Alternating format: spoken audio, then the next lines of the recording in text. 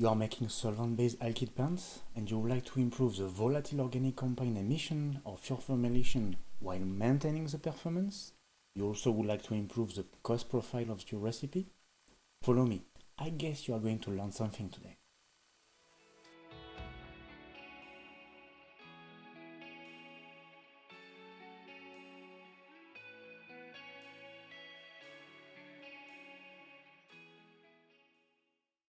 Good morning, I am Romain Sevrac, Global Technical Manager at Angus Chemical. I would like to share with you a short introduction of our last lab investigation. This work has been performed by Nilima Prasad and Haris Potnis, located in our expertise center at Mumbai in India. Reduction of VOC, formulation cost, performance, there are the three crucial parameters of remaining solvent-based alkyd plants. At Angus, we can propose two solutions. First, we can propose some specific solvents based on nitroalkane.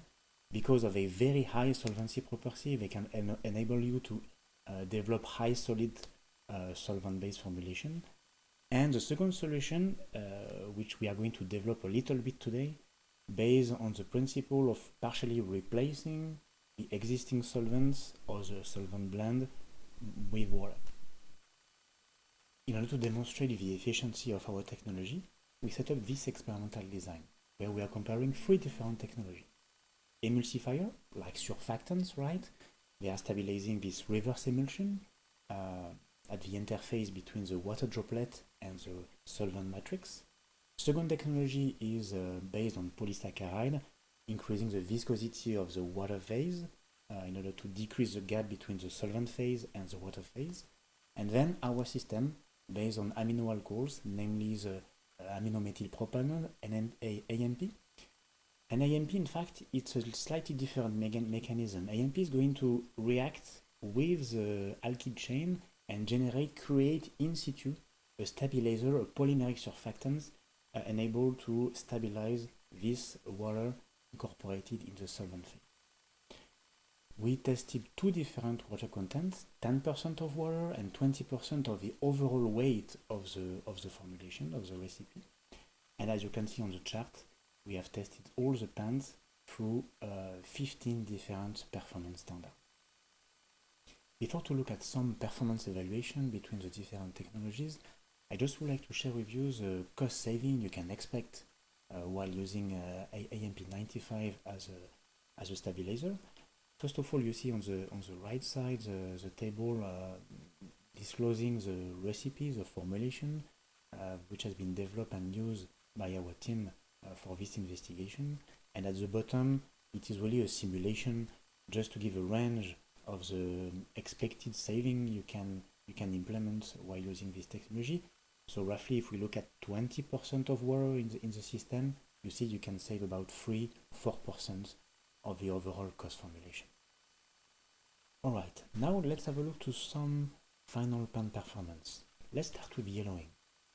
As you can see, with 10% of water as well as with 20% of water, AMP and the surfactant technology, so emulsifier, classic one, they are all showing the best, let's say the best performance, so the lower yellowing impact.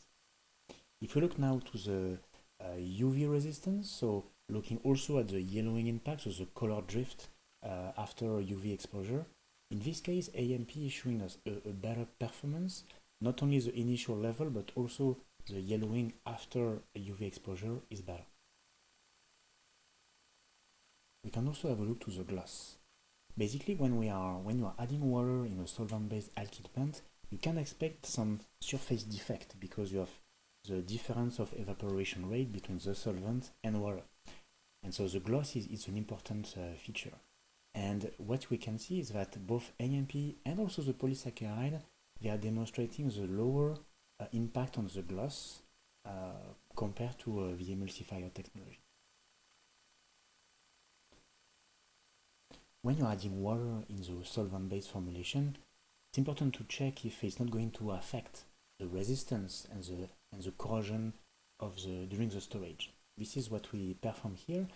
We are looking at after only 30 days of storage at room temperature, if we can depending on the technology, if we can see some rust, basically, some corrosion inside of the can. And yes, with the emulsifier, with a polysaccharide, you see on the picture at 10, but also at 20%, some corrosion already started. But with AMP, it is as good as the reference, the control, so where only MTO is loaded in the system. Last performance I would like to share today, it is the adhesion to the metallic surface. As you can see, with AMP, we are as good as the control, but we can see some weaknesses with the emulsifier technology. As a conclusion of this very quick review, you can see that AMP with this system seems to be the best compromise between performance and cost, enabling to really drastically decrease the VOC content of this formulation. And I hope that this very short presentation convinces you to look at this solution with your existing system.